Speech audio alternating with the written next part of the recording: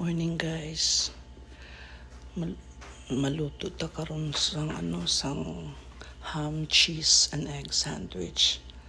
Ano ilang balonon karon. Na anak ko itlog. Tapos maluto gyapon ta crab and corn. So tag ham. Ano tinapay. Ano ilang balonon karon.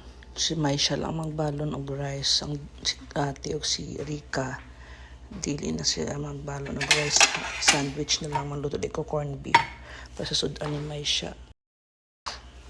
Kanina pa ko ni mata alas 4 pa kapagawas na ko sa aso.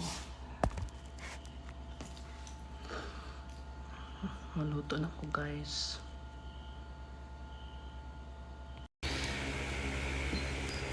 Humana kog guys, humana kog luto sa ilang, humana kog buhat silang sandwich.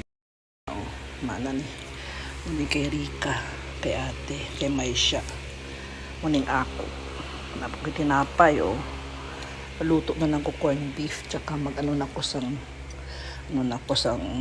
tawag nito, crab and corn. Ito na, manadayon ko. Magawas na ko kay hig na ko sa gawas. Dulong pa kaayo guys, tanawalan nyo. Dulong pa kaayo.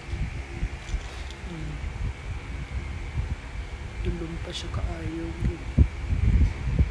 Magawas na ko naman nilig sa ako sa gawas.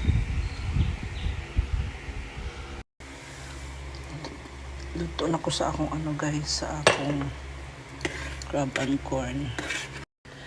Breakfast ata guys. Una ni siya buhat na ako nga sandwich ang nabili na lang ang ako, nabilin bilis.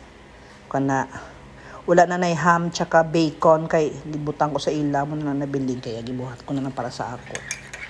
Egg na tsaka cheese with mayo and ketchup. Kaon na ta guys. Sobra ko kanina kauna sa cellphone nagkaawas-awas ang akong crab and corn. Muna ng mga kalatabo basta ginauna pang cellphone kasi pag naluto ka, ang tendency either masunog yung mga naluto or magkalawas-awas yung mga gabukal-bukal din ang agina mamahaw natin yung guys na anak ko ham wala pala egg and cheese sandwich, then yan coffee, ham and cheese sandwich. It's ako. Bye bye.